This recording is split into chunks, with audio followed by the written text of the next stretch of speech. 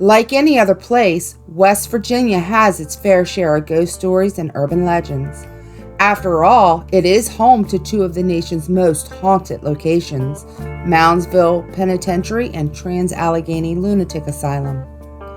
Surrounded by forests, mountains, and miles of uninhabited land, West Virginia has its own collection of cryptids, alien sightings, and a variety of ghosts. When John Denver sang about the country roads of West Virginia, he never did mention what you might find on those isolated back roads. Built between 1858 and 1881, the Trans-Allegheny Lunatic Asylum is the largest hand-cut stone masonry building in North America and is the second largest in the world. The building was designed by Richard Andrews following the Kirkbride plan that called for wings arranged in staggered formation, with each structure receiving an abundance of sunlight and fresh air. Weston State Hospital, the original hospital, was designed to house 250 people and opened in 1864. The hospital reached its peak in the 1950s with 2,400 patients who lived in overcrowded and generally poor conditions. Changes in the mental illness treatments and the deterioration of the building forced its closure in 1994. At one point, the asylum offered money to anyone who would drop off patients, even the ones who showed no signs of mental illness when they were first committed. Overcrowded, understaffed buildings full of the mistreated mentally ill is enough to make even the most sane souls lose their mind. Sadistic experimental procedures were often performed on patients, and anyone who complained about anything or acted up were chained to the walls in solitary confinement, sometimes for months.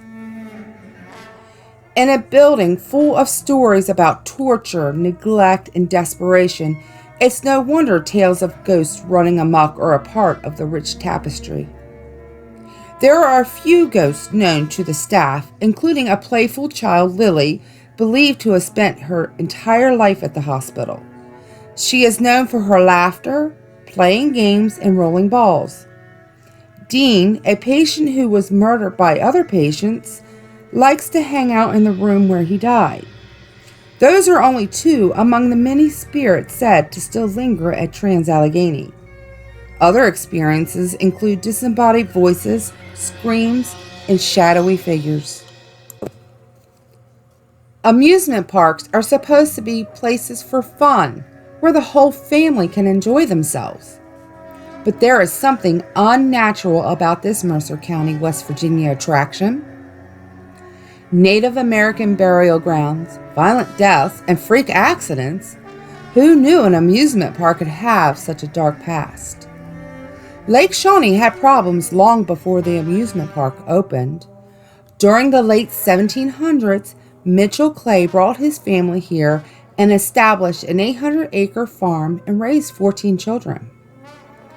In 1783, with tensions high, a Native American tribe killed 2 of Mitchell's children while he was out hunting. They took another of his children, Exazel, hostage and burnt him at the stake.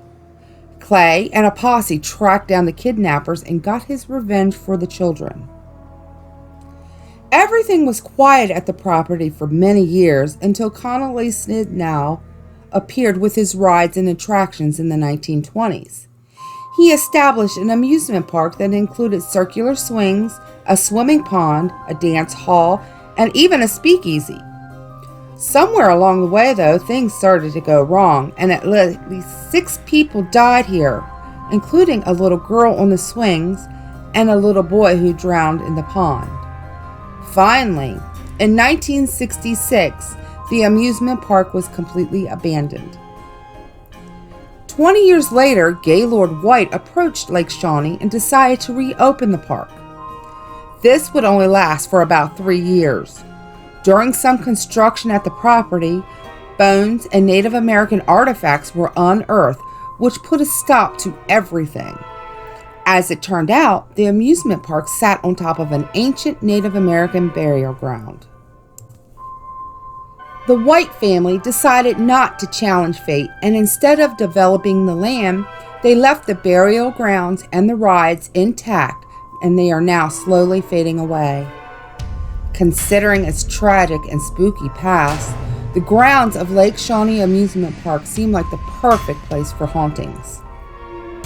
Some visitors have reported feeling an eerie feeling of being watched or followed, being touched on the shoulder when nobody is behind them, sudden panic attacks, a heavy feeling of sadness and dread, shadowy figures darting around, and the rides moving with no wind.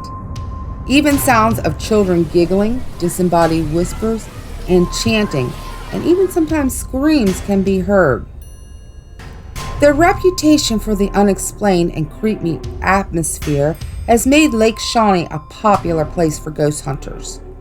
The park has been featured on several TV shows, including Scariest Places on Earth, Ghost Labs, and Ghost Adventures. But don't take our word for it. If paranormal activity is something you're into, the park offers tours throughout the year. Just make sure you call ahead before you go. Perhaps one of the most well-known urban legends to come out of the Mountain State is the legend of Mothman, which centers around a horrible event that took place at Point Pleasant, West Virginia on December 15, 1967.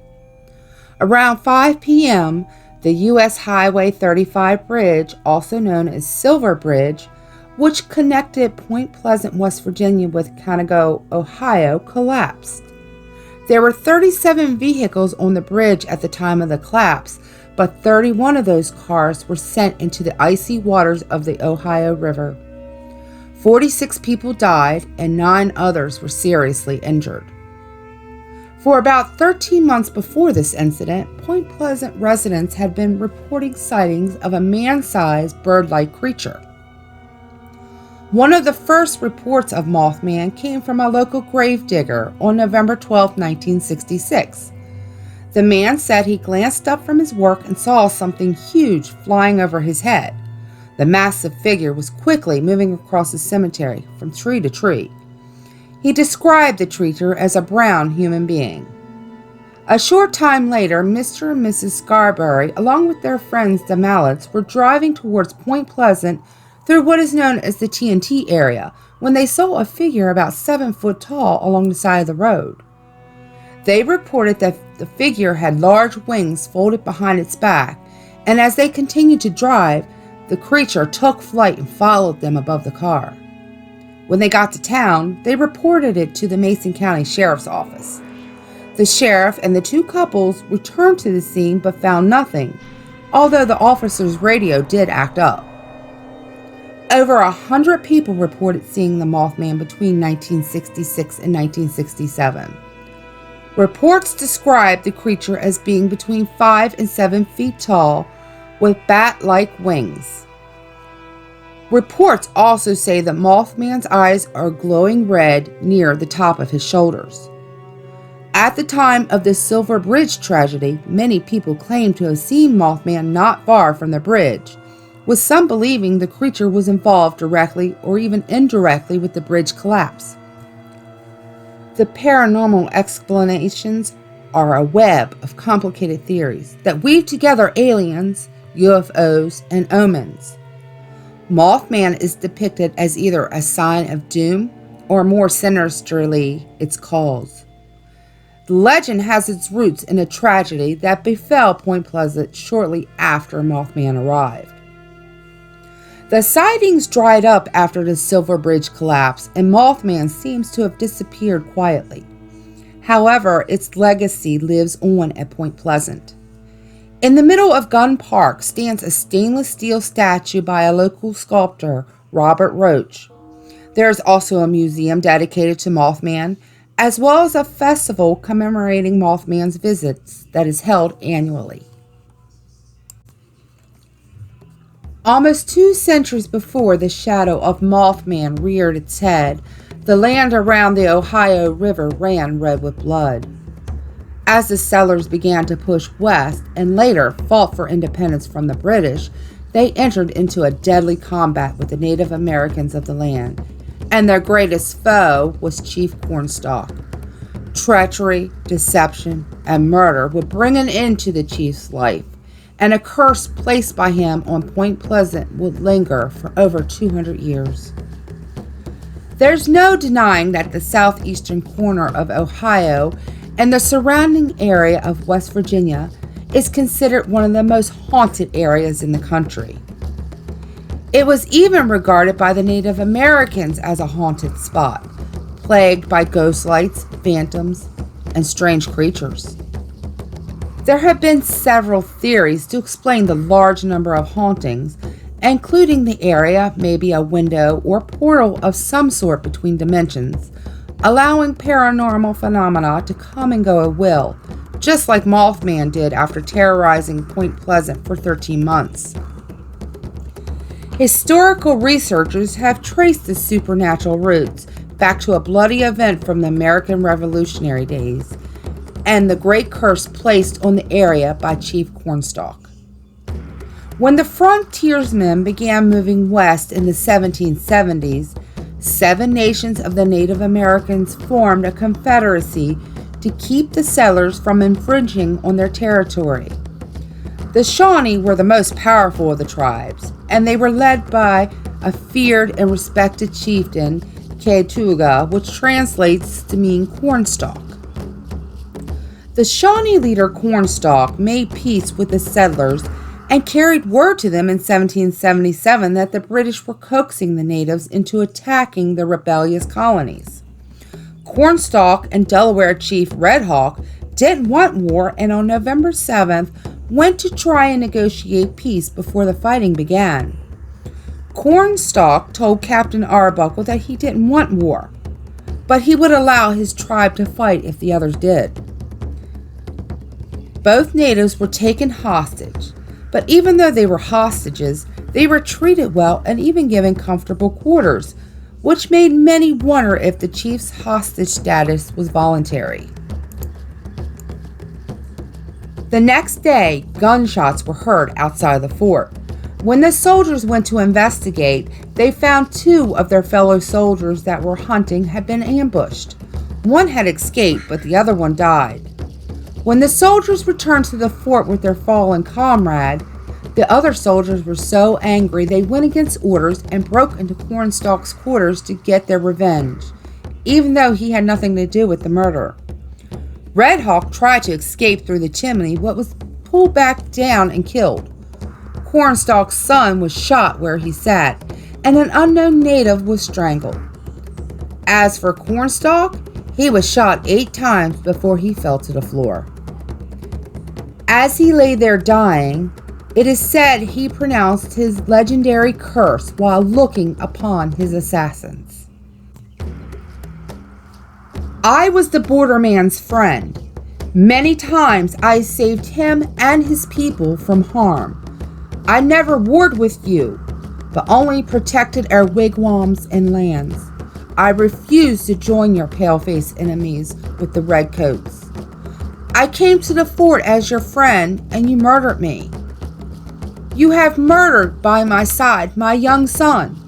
For this, may the curse of the Great Spirit rest upon your land. May it be blighted by nature. May it even be blighted in its hopes. May the strength of its peoples be paralyzed by the stain of our blood. The bodies of the murdered natives were dumped into the Kanawha River, but Cornstalk's body was buried near the fort overlooking the river junction. His body remained there for many years undisturbed until 1840, when it was moved to the grounds of the Mason County Courthouse, and in 1899 a monument was erected in memory. A new courthouse was built in the late 1950s, and the chief's remains, which were now only 3 teeth and 15 bone pieces, were put into an aluminum box and reinterred at the 2NDW Park, next to the grave of a frontiersman that Cornstalk once fought and later befriended. A 12-foot monument was erected in his honor. Another monument dedicated to the period that stands 86 foot tall was dedicated in August of 1909, 1 month behind schedule. The night before the original event, under clear skies, lightning struck the crane and badly damaged it, which took another month to repair. The monument stood for years after the delayed dedication until July 4th of 1921, when lightning struck the capstone, and again it was under clear skies. It has since been replaced, but many believe this and many other tragedies in the area are the result of Cornstalk's curse. So is the curse real or just a coincidence? And why does the area seem to attract strange happenings and eerie tales? For the most part, the curse has now been forgotten, and today Point Pleasant is better known for creatures like the Mothman and otherworldly visitors. West Virginia is no stranger to strange cryptids lurking around the mountains and the skies, but there is also something that lurks deep in the waters of the Monongahela River, waiting to snatch its next meal from the shores. The Monongahela River runs between West Virginia and Pennsylvania and has long had legends of strange aquatic beasts. Local Native American tribes have also known about the beasts, but the settlers had to learn the hard way despite warnings from the natives not to get too close to the water's edge. Although described in much the same way as other aquatic beasts, this one is a little different. It is also able to survive on land. Stories describe it as being about 20 feet long and about 500 pounds. It is also said to be a reddish-brown color. Ouga is reported to look like a mutated turtle with 2 heads. The beast is also reported to quickly dart out of the water to go grab its prey if it misses it, and will quickly chase its dinner and either carry or drag it back to the river and store it for later. According to the West Virginia University Manuscript Collection, an account was written in letter form from a man staying at Fort Hamar. He stated he saw the creature and ran back to the fort to get help. The report ends with a group of men clubbing the beast to death, but the legend lives on. Tracks and sightings of a large alligator figure have been reported along the Monongahela River as recent as April of 2015. So if you ever find yourself walking along the Monongahela River, beware. The Ouga River monster just might have you for its next meal. On the southeastern end of West Virginia, along the valley, sits a mountain that was once the site of a fierce Civil War battle on November 6, 1863, which happened to be West Virginia's last significant battle. Although the blood spilled that day has since dried, and the hatred that permeated the air has long since faded, people around the area feel differently. Many claim to still hear the cries of war lingering on Droop Mountain, forever lost in time. Today, the battlefield is a state park and is opened all year. Visitors to the park throughout the years have discovered Droop Mountain is much different and even frightening after dark, something the people who live near and in the mountain have known for a long time. One story from 1920 comes from a logger returning home from work along with a friend. They stopped within what is now Droop Mountain State Park to camp for the night. They made camp near a small Confederate cemetery and had just started their fire when they heard the rustling of leaves. Surprised by the unexpected noise, they looked up and came face to face with a headless soldier floating past them. Many people live on or near the mountain and tend to experience many strange things in their homes. One woman who was raised in a house beside the mountain reported seeing a man standing on the battlefield. She said his body glowed in the darkness and that he had no head. Whenever light would shine on him, the figure would disappear. The headless man is the most common spirit reported on the mountain, with some people claiming the spirit actually has a head, but its face is missing like it was shot off. Other reports include disembodied voices, phantom soldiers sleeping against trees, sounds of screams in battle heard, and even the sound of galloping horses. This well-known Appalachian legend has all the key ingredients of a great murder mystery novel, including a lurid tale of sex, evildoing, murder, and cover-up, all of which remains a mystery today.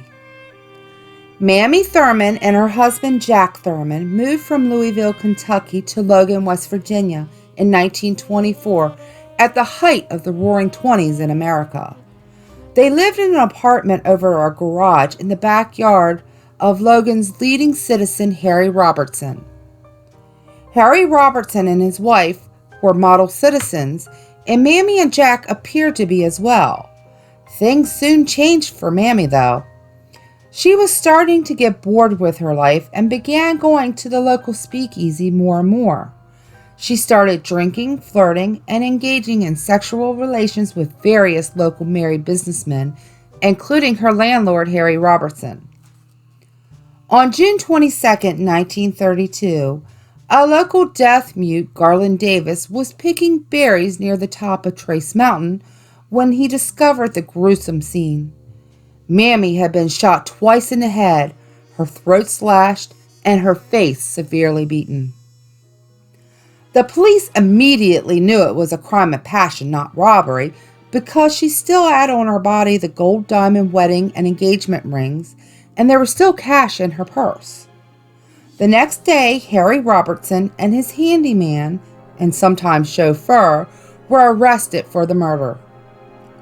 Robertson soon admitted to having a long-term affair with Mamie, and that said he continued to see her even after she admitted to still be seeing about 16 other men, and that she refused to stop.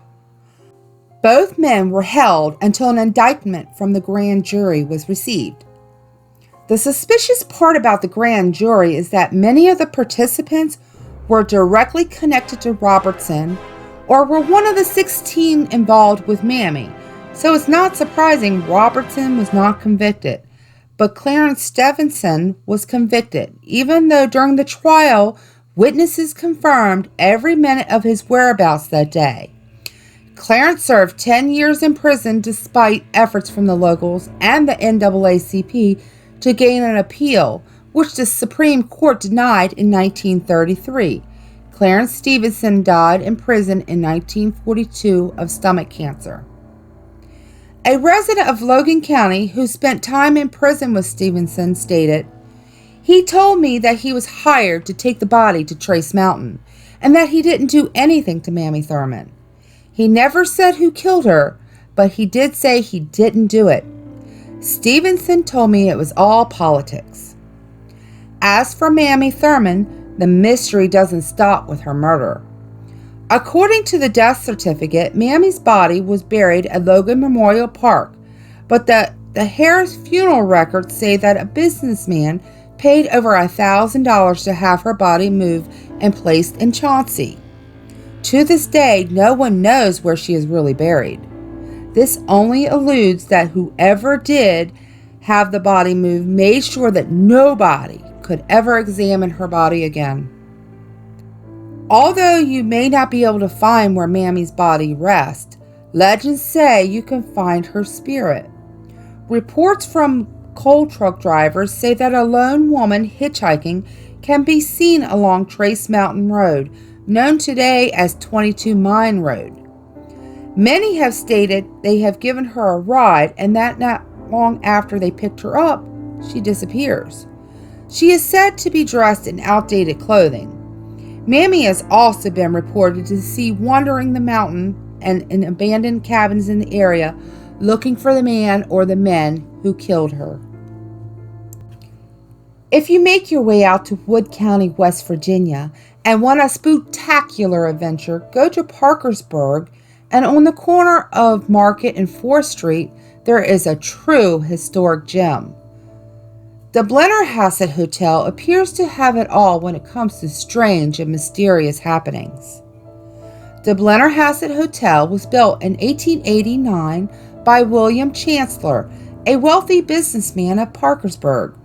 The Queen Anne-style hotel has over 50 guest rooms on 4 floors, with the 5th floor containing a kitchen and the First National Bank of Parkersburg occupying the lower level. It was named for Harmon and Margaret Blennerhassett, who owned a mansion on a nearby Ohio River island over 100 years before. After renovations in 1986 and in 2003, the historic hotel was once again a showplace, not only for its fine cuisine and guest services, but for the abundance of different ghost and paranormal activity. So who are the ghosts that reside here? Well, there are at least 13 that are known. The stacking ghost is a spirit that wanders around the hotel, stacking papers on desks and on tables. There is a woman in white, which is a spirit of a woman dressed in 1920s or 30s white clothing, and she likes to ride the elevator. Her presence is also felt on the 2nd floor, and usually you can smell her lavender perfume. A little newspaper boy used to work at the newspaper stand at the back of the hotel. His presence is seen mostly by the kitchen staff. Often he tugs on their clothing, trying to get their attention. There is a smoking gentleman, which is a spirit of a man in his 60s, who many believe is the hotel's builder, William Chancellor. Most often you will smell his old-fashioned cigar, but when he does appear, he is said to be wearing a 3-piece gray suit. There is a sea captain that is reported to be in the mirrors throughout the hotel. What is interesting about the mirrors is that they were fashioned from windows and doors from an old apartment building in New York City that has been torn down. There is a man in a white tuxedo that is another ghostly figure seen in mirrors. He is sometimes reported to be holding a walking stick with a brass handle. Many times it is reported that he also has long white flowing hair. There have been screams heard in the library. There is a window at the corner of the hotel, which is also at the corner of the library, that used to be the doorway to the First National Bank of Parkersburg. Decades ago, a woman was walking into the bank when a tractor trailer accidentally veered off and ended up slamming into the doorway, killing the woman. Since then, the woman's blood-curdling screams can be heard throughout the hotel, especially in the library and ballroom areas. Now, the ballroom on the 1st floor, there are spirits that like to fool the hotel employees, usually when they are readying the ballroom for a special event. They have been reported to rearrange dinner settings. Items have often been reported to be missing and then mysteriously reappear in obvious places. Many women guests have also reported to have been woken up by a kissing bandit, kissing them all over their faces. When they sit up, there would be no one in the room with them. Ghost children are experienced all over the hotel. They were first noticed in the bedrooms giggling and spilling the toilet paper rolls. The maids have then started reporting that after making the beds, they would see the imprint of children's footprints on the comforters and ottoman. The children are also reported singing over the pipe music into the hotel, especially during the holidays, and it seems their favorite song is Jingle Bells. The door beside the Starbucks area used to lead to the main desk and gift shop. Staff who have worked in the early hours report hearing 3 sharp knocks on the door exactly at 4 a.m. only on certain days. When they would open the door, there would be no one there. Guests have reported waking up to a bellboy smiling down on them. He is wearing a blue cap with a gold rope and a blue uniform. They report that he looks to be dressed in the 1920s or 30s era clothing. As soon as the guest is completely awake, the boy disappears. Poltergeists are reported in the library where antique books are thrown, chairs are upturned, and the ottoman fabric is pulled up to resemble a tent. People have also reported being touched when no one is around them. Railroads are a big part of West Virginia's history and were once the backbone of transportation in the state. North Bend Rail Trail stretches 72 miles across north central and western West Virginia. The Wilderness Path takes you over 36 bridges and through 10 tunnels and is part of the American Discovery Trail, which spans the length of the United States and has become one of the most renowned recreation trails through the Appalachian. It is also known to have many haunted tunnels, including the most famous Silver Run Tunnel. There are numerous legends from the railroad days of an encounter with a woman in white that appears at the tunnel. Sometime in 1910, a young engineer was making the 169-mile midnight westbound express run along the Baltimore, Ohio tracks when he came upon the short stretch of railway at the entrance to Tunnel 19. In the moonlight and the headlights, he saw a woman in a pale dress with raven-colored hair and golden slippers walking along the tracks. Scared that he would hit her, he tried to stop the train, but failed to stop it in time. The engineer reported it to the watchman that he and a fireman jumped from the train and that a layer of fog descended and seemed to swallow up the pale lady. Rumors started to spread throughout the rail yards, and one of the other engineers scoffed at the tale, saying that if he saw the woman, he would drive right through her. One foggy night, the pale woman was waiting for the disbeliever to come by. Good to his word, the engineer did not break. When he arrived at Parkersburg Station, he got the news that telegraphers along the route were reporting a young woman in a white dress and golden slippers that had been seen riding in his cowcatcher the entire trip. Many railmen have reported seeing the ghostly woman on the tracks and have heard her moans while they drove hard through the tunnel. To this day, there are still reports of unexplainable moaning, overwhelming feelings of someone else present, and even the apparition of the woman in white. If you ever venture into the tunnel, make sure you have a flashlight. The tunnel is over 1,300 feet long, and even on the sunniest days, you will be swallowed up by the darkness of Tunnel 19. Prisons. A place where we put behind bars the worst of humanity, thieves, murderers, and rapists. They are necessary evils in our society. For about 1,000 men, Moundsville prison was their last stop. Dozens were hung, several electrocuted, and many more were killed by other prisoners. Of course, you have those who couldn't handle prison life, and to escape, they committed suicide. Opened in 1876, Moundsville Prison has a striking stone facade built to resemble a Gothic-like castle. It was originally built to hold 480 prisoners, but by 1930 housed over 2,400. Throughout its overcrowded history, it is reported that the 5x7 cells will hold up to 3 prisoners at one time. By 1929, construction had started on an expansion, but that would not be completed until 1959 due to iron shortage. The West Virginia State Supreme Court ruled in 1986 that the small cells were cruel and unusual punishment and ordered the prison to close. By 1995, the last remaining prisoners were finally transferred out of Moundsville. Moundsville has a long history of violence.